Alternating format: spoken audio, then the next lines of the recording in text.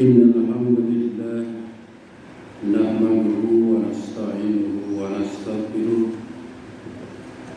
ونعوذ به من شرور أنفسنا ومن سيئات أعمالنا من يهده الله فلا مضل له ومن يضلل فلا هادي له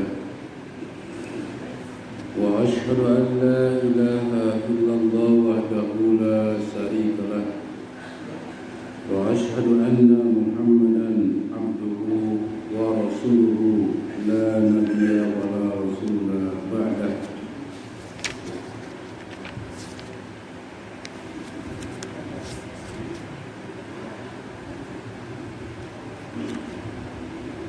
اللهم صل على محمد وعلى آله وأصحابه. Ikhwatul iman, kaum muslimin muslimat rahimahullah. Pada pertemuan 1 bulan yang lalu kita membahas masalah batasan tayamum, hadis mengenai batasan tayamum. Paling tidak tayamum itu ada beberapa cara. Yang pertama adalah dengan menentukan kedua telapak tangan satu kali. Yang pertama ditiup terlebih dahulu, lalu membasuh, mengusap muka, dilanjutkan dengan kedua telapak tangan. Yang kedua dengan cara menempukkan telapak tangan ke tanah, lalu mengusapkan, tidak ditiup, mengusapkan tangan tersebut ke kedua telapak tangan kanan dan kiri, lalu dilanjutkan dengan mengusap wajah. Kalau ditiup wajah dulu, baru kedua telapak tangan. Kalau tidak ditiup, telapak tangan dulu baru wajah. Kemudian disinggung juga ada cara yang lain, yakni dengan 2 kali tepukan. Tepukan pertama untuk wajah dan tepukan yang kedua untuk tangan sampai sikut. Hanya saja di kalangan para ahli hadis, riwayat yang menerangkan tentang 2 kali tepuk tangan atau tepuk ke tanah, bukan tepuk tangan, menepuk ke tanah itu hadisnya dhaif. Begitu pula tentunya yang sampai ke sikut. Jadi dalam tayamum itu tidak sampai ke sikut menurut hadis yang sahih. Baiklah, kita lanjutkan kepada hadis yang berikutnya, yakni dari Abi Sa'id Al-Khudri. Beliau berkata, kharaja rajulani fi safarin fahadaratis sholatu wa laisa ma'ahuma ma'an fatayammama sa'idan tayyiba fasallaya summa wajadal ma'a fil waqti fa'ada ahaduhuma as-salata wal wudu walam yuhidil akharu summa ataya Rasulullah sallallahu alaihi wasallam fadzakara dzalika lahu faqala lilladzi lam yuhid asabta sunnata wa ajja'atka salatuka wa qala lil akhar laka ajra marratain. Rawahu Abu Dawud wan Nasa'i. Abi Sa'id Al-Khudri pernah mengkisahkan bahwa ada 2 orang laki-laki ketika di safar perjalanan, fahadaratis shalah, tiba waktu sholat, Walaisa ma'ahuma ma'an, tapi keduanya tidak mendapatkan air. Mau sholat di safar, di perjalanan, tapi tidak mendapatkan air. Mau apa air? Tentu mau wudu. Fatayammama sa'idan thayyiban, maka keduanya bertayamum dengan tanah yang bersih. Jadi sudah disyariatkan tayamum, sudah mengerti ini kedua orang ini. Fashollaya, keduanya sholat. Summa wajadal ma'a fil waqti, lalu keduanya mendapatkan air pada waktu itu. Maksudnya waktu sholat belum habis, tapi mendapatkan air setelah sholat. Mula-mula tidak mendapatkan air, lalu keduanya tayamum, keduanya sholat. Lalu berjalan lagi, belum habis masa waktu sholat, ternyata mendapatkan air. Fa'ada ahduhum as-sholata wal wudu, lalu salah seorang di antara keduanya mengulang sholat dan tentu mengulang wudu. Jadi wudu dulu karena mendapatkan air, sekalipun sudah sholat, dia mengulang sholatnya. Wudu dulu, mengulang sholat. Walam yu'idil akhar, yang satu tidak mengulang. Yang satu mengulang, yang satu tidak. Summa ataya Rasulullah sallallahu alaihi wasallam, lalu keduanya mendatangi Rasulullah sallallahu alaihi wasallam. Fadzakara dzalika lahu, lalu menerangkan kisah itu tentang mengulang dan yang tidak mengulang. Maksudnya mana yang benar kepada Rasulullah itu. Faqala lilladzi lam yu'min, maka Rasulullah berkata kepada orang yang tidak mengulang, asabtas sunnata wa ajza'atka salatuka, kamu telah memenuhi sunnah dan cukup sholat yang sudah kamu lakukan itu. Jadi nggak usah diulang, itu adalah sunnah. Wa qala lil akhar, berkata kepada yang mengulang, laka ajra marrataini, bagi kamu 2 pahala. Rawahu Abu Dawud wan Nasa'i, diriwayatkan oleh Imam Abu Dawud dan An-Nasa'i. Dalam hadis ini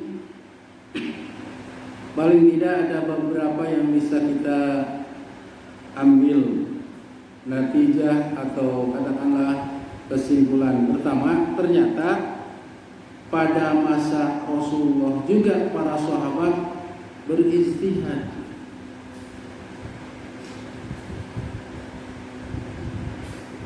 Jadi keduanya kan sedang safar, tidak mendapatkan air, lalu keduanya tayamum, keduanya sholat. Setelah beberapa saat, karena waktu sholat itu ada jeda gitu, ada awal sholat, ada pertengahan sholat, di waktu sholat ada akhir sholat. Ketiga-tiganya itu kita boleh melaksanakan sholat, cuma yang utama di awal sholat. Nah, para sahabat itu di awal sholat melaksanakannya. Selang beberapa saat kemudian keduanya berjalan lagi dalam kisahnya itu.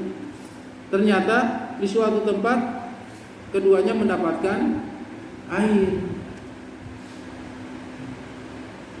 Jadi keduanya berpikir, tadi sudah sholat, karena tidak mendapatkan air kita tayamum. Sekarang ketika melihat waktu sholat belum habis mendapatkan air, ini bagaimana? Mengulang enggak? Mengulang enggak? Maka salah satu di antara yang dua ini saya akan mengulang. Karena masih ada waktu ternyata mendapatkan air. Kata yang satu lagi, enggak, saya sudah sah melaksanakan sholat sekalipun dengan tayamum. Itu ijtihad dua-duanya. Yang satu mengulang, yang satu tidak. Cuma waktu itu karena adanya Rasulullah Shallallahu Alaihi Wasallam, keduanya mengadu kepada Rasulullah, diadukan peristiwa tersebut. Maksud diadukan kepada Rasulullah Shallallahu Alaihi Wasallam itu supaya mendapat suatu kepastian mana yang memenuhi syarat, apakah wajib diulang atau tidak usah diulang. Maka dalam hal ini Rasulullah Shallallahu Alaihi Wasallam menjelaskan asobat sunnah, yang tidak mengulang kamu memenuhi sunnahku. Maksudnya betul itu, tidak usah diulang. Tapi Rasulullah kepada orang yang mengulang, laka ajroni, bagi kamu mendapat 2 pahala. Inilah hebatnya Rasulullah Shallallahu Alaihi Wasallam. Kalau kita menggali lagi masalah sholat, kan ketika kita sudah sholat wajib, kemudian ada orang yang mau sholat, maka kita boleh untuk menemani dia sholat. Bagi dia sholat wajib, bagi kita berpahala sunat. Sama seperti ketika ada seorang sahabat belakangan sudah salam bersama Rasulullah SAW, dia baru muncul, baru datang. Kan pada masa Rasulullah itu yang betul-betul miskin itu benar-benar gitu.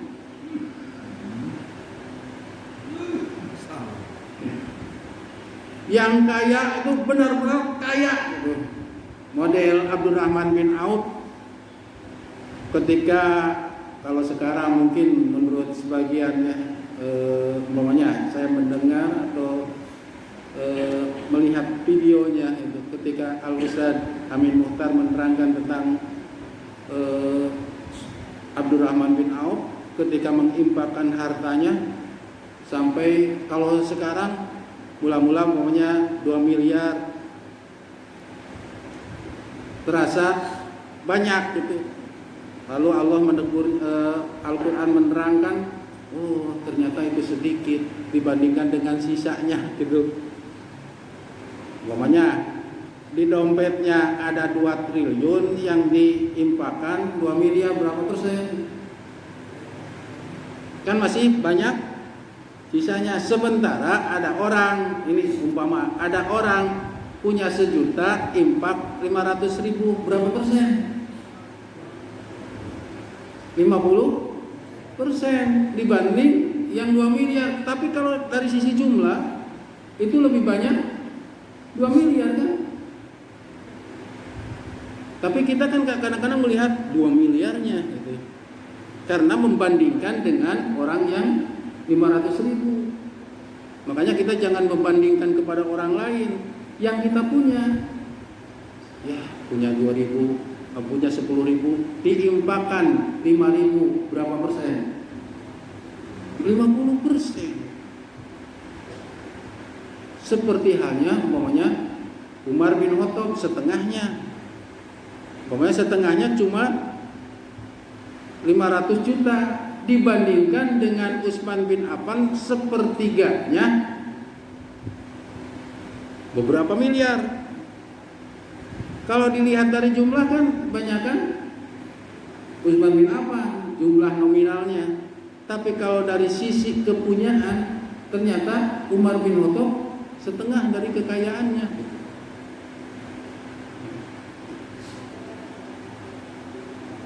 Jadi jangan melihat begitu dalam arti ketika berimpak ataupun umpamanya menafkahkan harta kita di jalan Allah. Kembali kepada masalah tadi ya. Jadi ketika sahabat tersebut ya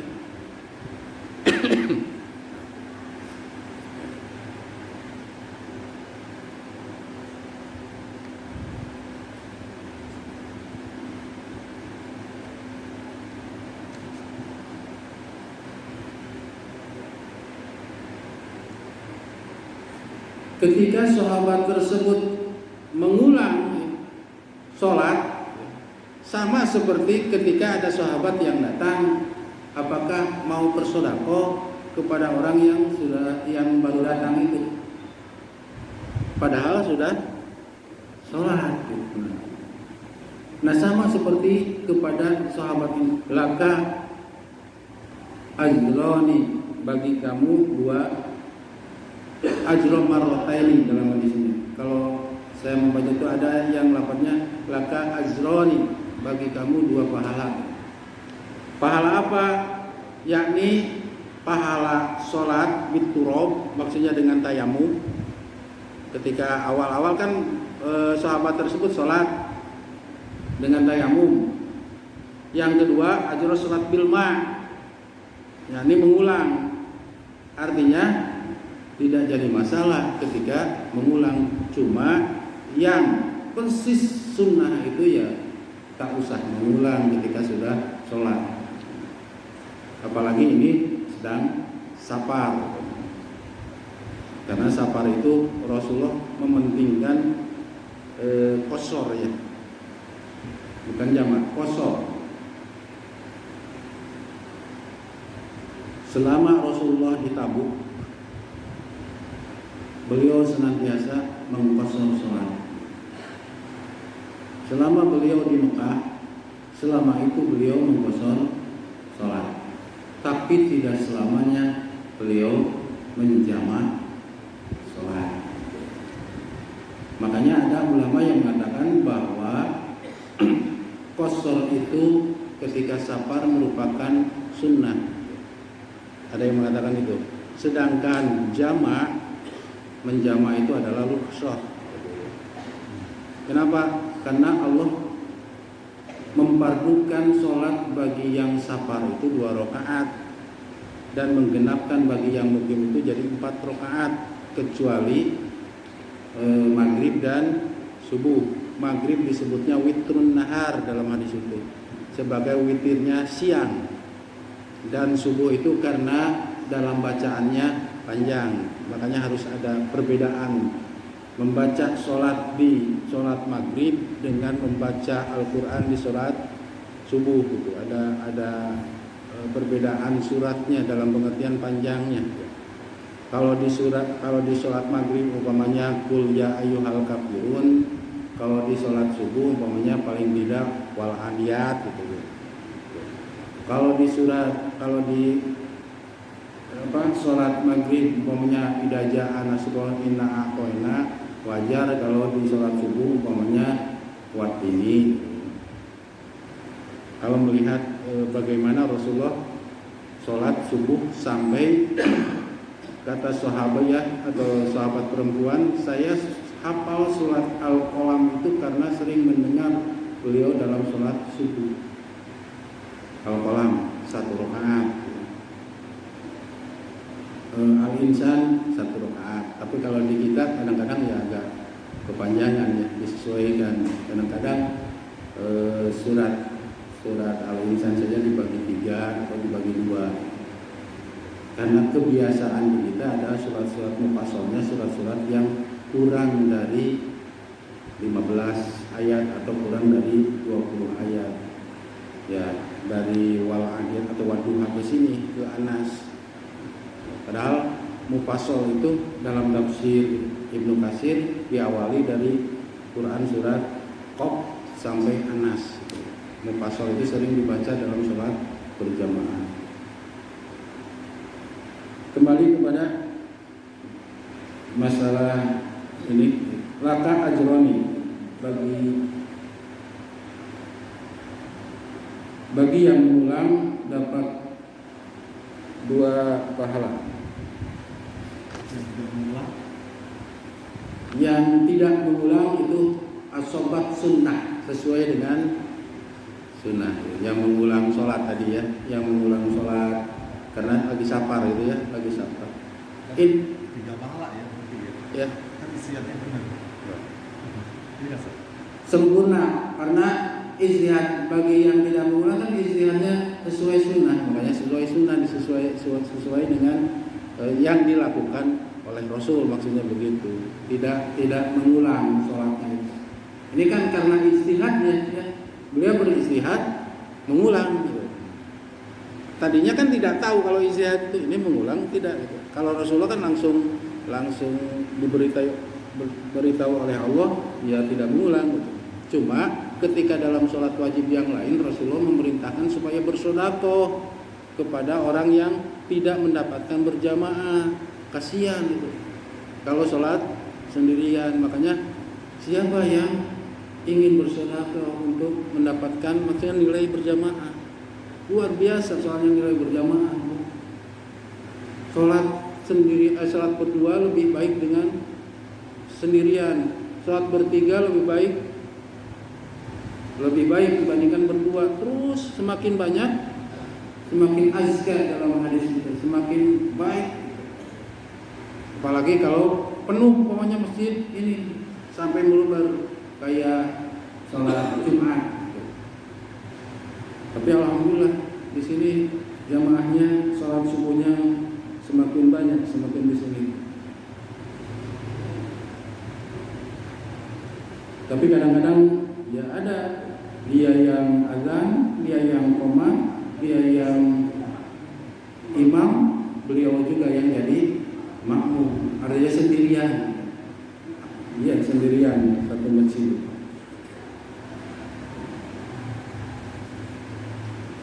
Ini pun sebetulnya bisa kita mengambil satu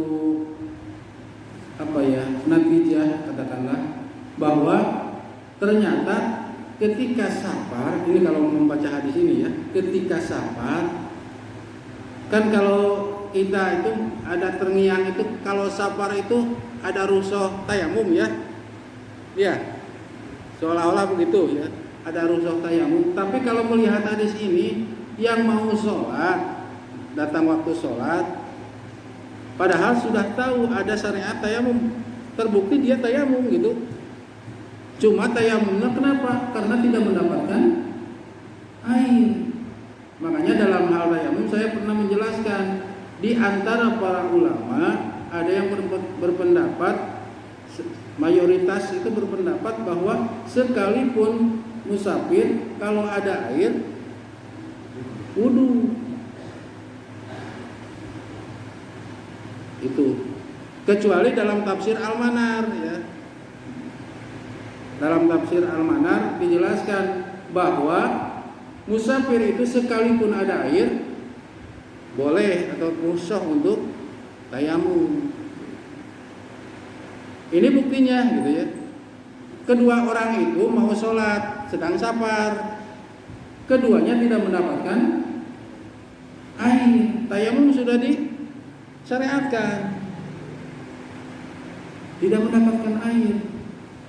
Yang dilaporkan kepada Rasulullah bukan hal masalah tayamum dan tidak mendapatkan airnya, masalah mengulang, karena sudah mendapatkan air itu mengulangnya. Tapi dipahami oleh kita kan sahabat itu, oh iya nyari air gitu. Ketika mendapatkan air mau mengulang, berarti itu menunjukkan bahwa yang utama itu adalah ketika ada air berwudu. Itu ya dari kisah tadi ya, dari kisah Fahadorotis sholat, datang waktu sholat, yang diterangkan dikisahkan oleh Abi Sa'id Al-Khudri.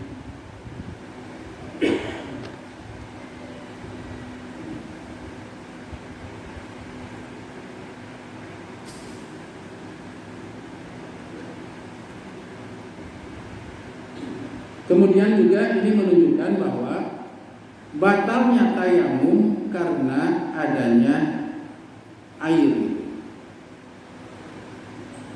Dalam kesimpulan dalam Ibanatul Ahkam, batalnya tayamum itu karena adanya air qabla duhuli bis shalah, sebelum dia masuk sholat, maksudnya sudah sholat gitu. Amma idza wajadahu ba'da duhuli bis shalah fala yuqtiha.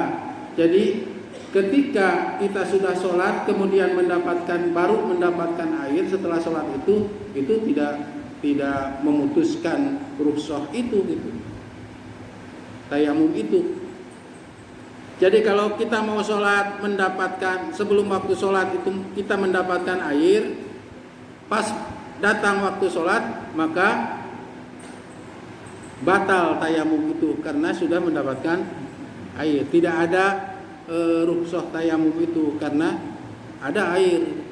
Tapi ketika sudah sholat, sudah masuk waktu sholat, lalu sudah sholat, selang beberapa saat kemudian kita mendapatkan air, tidak memutuskan sholat tersebut, tetap sholat tersebut sah dan tidak wajib diulang untuk berwudu, maksudnya begitu.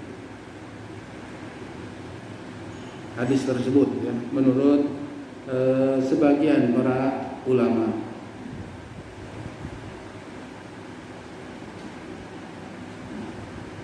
Satu lagi ya, hadisnya. Sebetulnya itu sudah disinggung dulu ya. Sekarang dari Ibnu Abbas. An Ibni Abbasin radhiyallahu anhuma. Dari Abdullah bin Abbas atau Ibnu Abbas, saya pernah menjelaskan ini adalah anak dari paman beliau, yakni Abbas. Namanya Abdullah. Karena banyaknya nama Abdullah, maka sering dikaitkan, dinisbatkan kepada bapaknya. Ibnu itu anak. Ibnu Abbas anaknya Abbas. Ibnu Umar anaknya Umar. Maksudnya namanya karena sama, Abdullah, Ibnu Mas'ud ya, dan lain sebagainya. Itu sehingga untuk bisa membedakan mana anaknya Abdullah, anaknya Mas'ud, mana Abdullah anaknya Abbas, mana Abdullah anaknya Umar, maka sering para ahli hadis menyebutnya Ibnu Umar, Ibnu Abbas, Ibnu Mas'ud. Ibnu Abbas adalah seorang sahabat atau sigor sahabat, karena ketika Rasulullah SAW diutus menjadi nabi dan rasul, beliau masih anak-anak. Orangnya cerdas dan pernah didoakan oleh Rasulullah SAW dengan doa dalam riwayat Bukhari, di antaranya Allahumma faqihu fiddin wa 'allamahu ta'wil. Ya Allah, mudah-mudahan beliau ini nanti atau kelak dipakihkan, dipahamkan dalam syariat Islam agama, dan juga wa 'allamahu ta'wil, diajarkan kepadanya wil, tafsir, memahami Al-Qur'an. Maka ada terkenal dengan tafsir Ibnu Abbas. Ahli tafsir di kalangan sahabat di antaranya adalah Ibnu Abbas. Beliau juga punya murid dari kalangan tabi'in yang bernama Mujahid. Beliau juga ahli dalam bidang tafsir, sering dipakai rujukan. Itulah doa Rasulullah SAW. Karena ada yang langsung didoakan, ada yang kadang-kadang minta didoakan gitu. Inilah yang disebut wasilah ya. Wasilah kepada Rasul ketika beliau masih ada gitu. Itu wasilah kepada orang yang dianggap oleh kita dekat dengan Allah, orang yang beriman. Boleh kita berwasilah, datang kepada kiai, Ustadz, Pak Kiai tolong doakan saya supaya usaha saya ini. Tapi kalau syaratnya, oh iya Bu, tapi ada syaratnya. Nyembelih kambing 100, sapi 2. Nah itu bukan kalau yang begitu. Kalau udah ada syarat-syaratnya. didoakan, atau kepada amal kita boleh itu berwasilah. Seperti 3 orang yang masuk gua kemudian tertutup pintu guanya atau bolongan guanya tertutup sehingga tidak mampu untuk didorong. Itu kan berwasilah kepada amal masing-masing. Tapi ada usaha mendorong, ikhtiarnya mendorong. Sama seperti dalam Al-Quran ketika Siti Maryam mau melahirkan, kan duduk di bawah pohon kurma, sedih beliau itu sampai dia menangis. Lalu diilhami, jangan kau bersedih.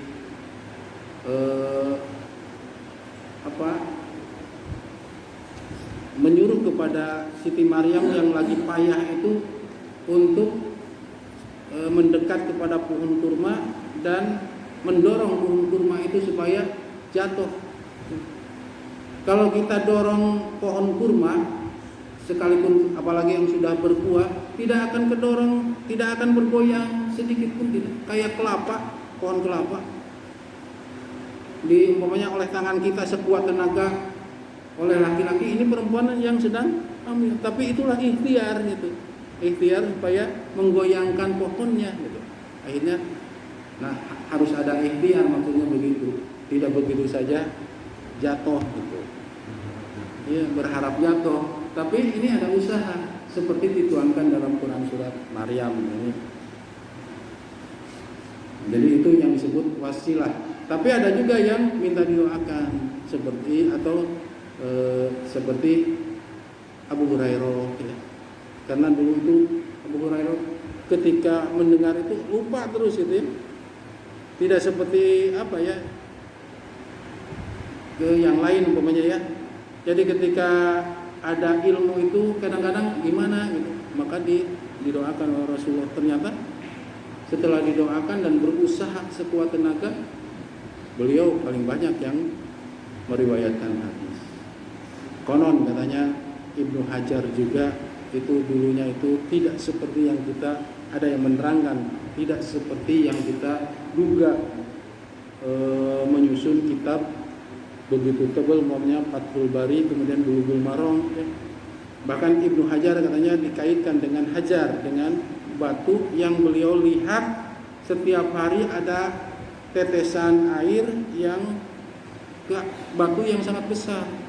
Tiap hari dilihat semakin ada bekasnya, jadi ada semacam lubang gitu ya, padahal cuma tetesan kecil.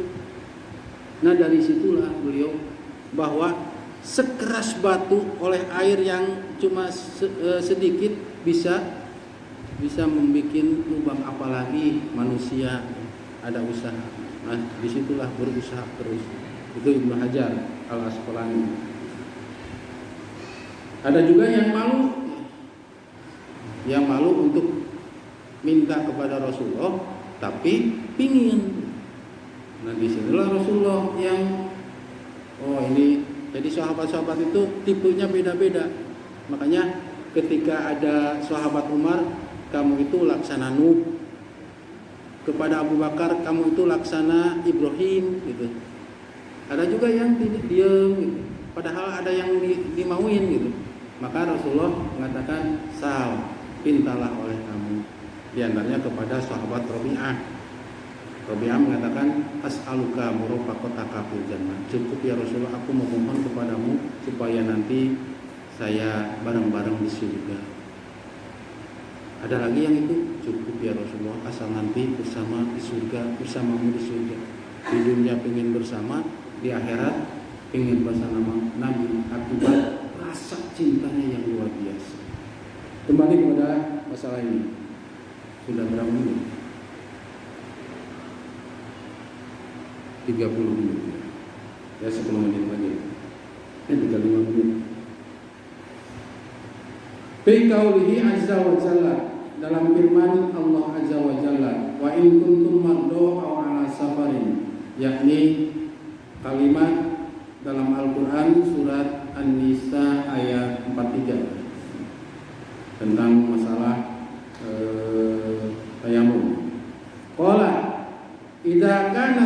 rajuli jarahatu fi sabilillah wal furuq, jika ada lelaki yang terluka di jalan Allah atau mengalami apa ya, kalau di kita tidak boleh kena air itu infeksi kalau kena pokoknya ya. Fayadnubu sedang junub, fayahofu ayyamuta idin kasala, dan khawatir akan mengalami kematian jika mandi. Lagi perang, kena panah atau kena apa, luka, datang waktu sholat, kebetulan junub, kena air, khawatir terjadi kematian. Padahal kan kalau junub itu mandi ya. Tayammum, boleh tayamum. Kan kalau junub itu mandi seharusnya gitu ya.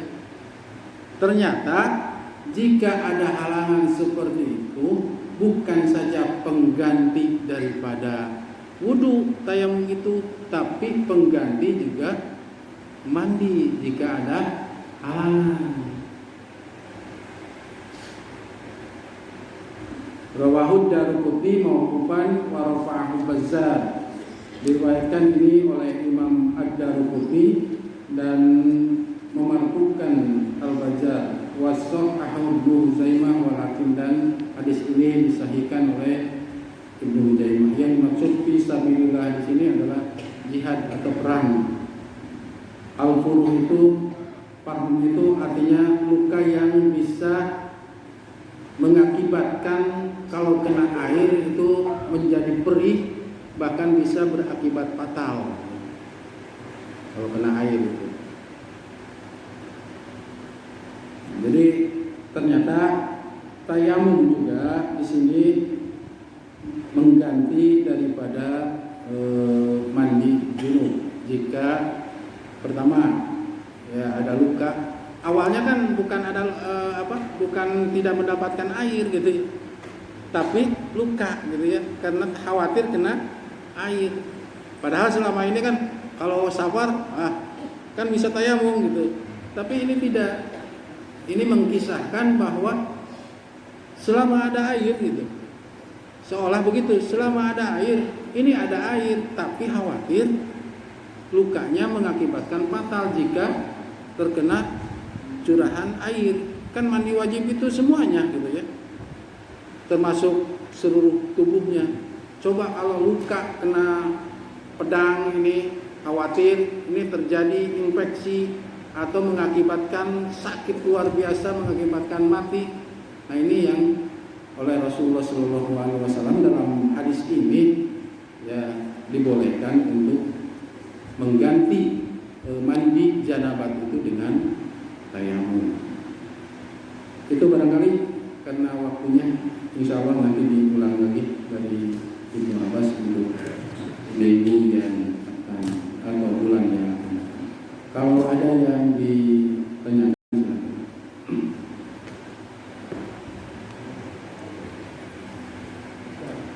ya boleh.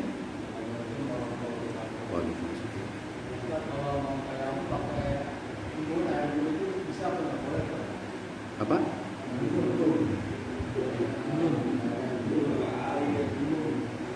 Tayamum itu bukan dengan embun. Embun itu air, ya. Dengan tanah, unsur tanah. Tayamum itu. Pokoknya di situ ada embun, itu mah air, bukan tanah. Embun itu makanya dalam doa iftitah Allahumma ba'id baini wa bainal khotoyaya, itu atau bil ma'i wasalji wal barad. Nah, barad itu artinya embun. Ada yang mengartikan embun. Supaya disucikan dosa seperti hanya mensucikan kotoran dengan air es dan dengan embun. Embun itu air. Jadi bukan dengan air, justru karena tidak ada air itu kayak begitu, tapi dengan unsur yang ada tanah. Makanya ada sebagian bahwa dinding itu karena ada unsur tanah, dinding ini unsur tanah, debu boleh. Atau tembok ya, karena ada unsur tanah, apalagi Jakarta kan debu itu. Tapi justru yang agak itu tuh ketika kita maunya di tanah yang biasa, karena di Jakarta karena jarang tanah yang katakanlah bersih ya. Ini bau. Yang tidak bau justru tembok semuanya atau aspal ya. Itu. Bagaimana seperti itu? Nah, boleh saja ke dinding tembok. Pokoknya ada tembok, ada unsur sana. Boleh langsung ke sini, boleh ditiup terlebih dahulu baru ke muka. Seperti yang pernah saya terangkan. Jadi bukan dengan embun. Yang lainnya? Ya, boleh.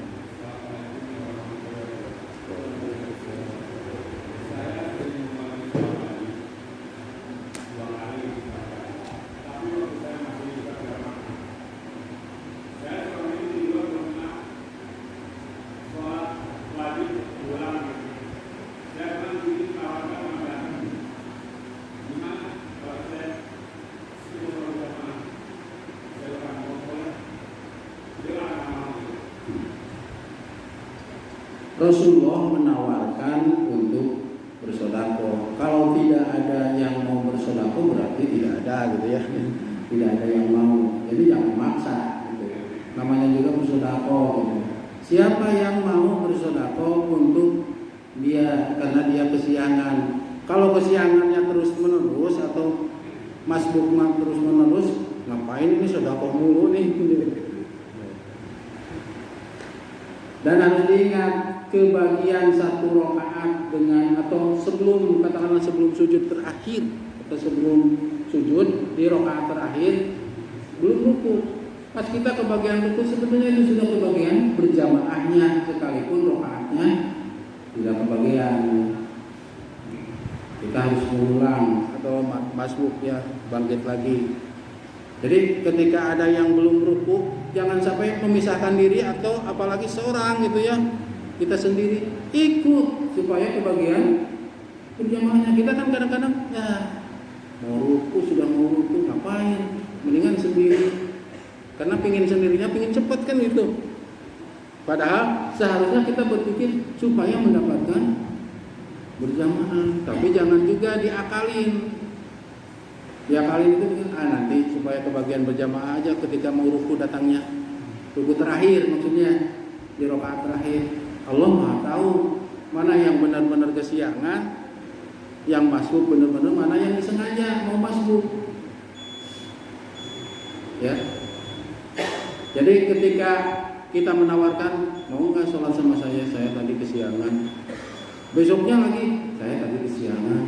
Besoknya lagi, wah ini kata yang ini saya buru sholat ini kalau begitu. Kalau begitu ya mau nih, asal ada bagian maunya begitu, apalagi begitu. Jadi sesekali sahabat juga bukan ketika ada melihat, kenapa? Kan pada masa Rasulullah tadi itu disinggung gitu. Yang benar-benar miskin itu miskin sampai harus bergantian dengan istrinya, sampai apa ya? Abdurrahman bin Auf iri kepada orang tersebut. Justru Abdurrahman bin Auf itu iri ya kepada orang yang miskin, tapi dia dalam ibadahnya luar biasa. Sementara dia punya harta banyak, belum tentu kan hartanya itu bisa menyelamatkan gitu. Tapi dia oleh Rasulullah dikatakan ini luar biasa. Sampai ada yang begini, ada tamu, kemudian Amr bin As itu datang kepada Rasulullah, lagi kumpul dengan sahabat. barusan itu ada tamu. Siapa yang mau menjamu tamu? Karena tamu Rasul, para sahabat pada siap, termasuk Amr bin As. Rasulullah dia berdiri, saya siap. Ya nanti habis maghrib tamunya ke sana untuk makan malam. Amr bin As berbisik datang ke rumah istrinya, ada apa nih? Kata istrinya, nggak ada apa, kecuali ini roti untuk anak kita, makan malam anak kita. Gimana ya? Ada tamu Rasul, kita harus membahagiakan tamu Rasul. Sudah aja begini. Nanti ketika tamu datang, gelapin saja ini. Kita seolah-olah makan gitu. Tapi yang ada makanan di hadapan tamu Rasulullah. Dianya pura-pura makan, tapi yang makan tamu Rasulullah. Sampai begitu, sampai Rasulullah memuji dalam Al-Quran. Memuji beliau sampai di sholat subuh itu ada seorang sahabat yang padahal dia membutuhkan, tapi lebih mementingkan tamu, dipuji oleh Allah. Apa sih dalam Al-Quran? Fasosah itu tuh, dalam Al-Quran itu.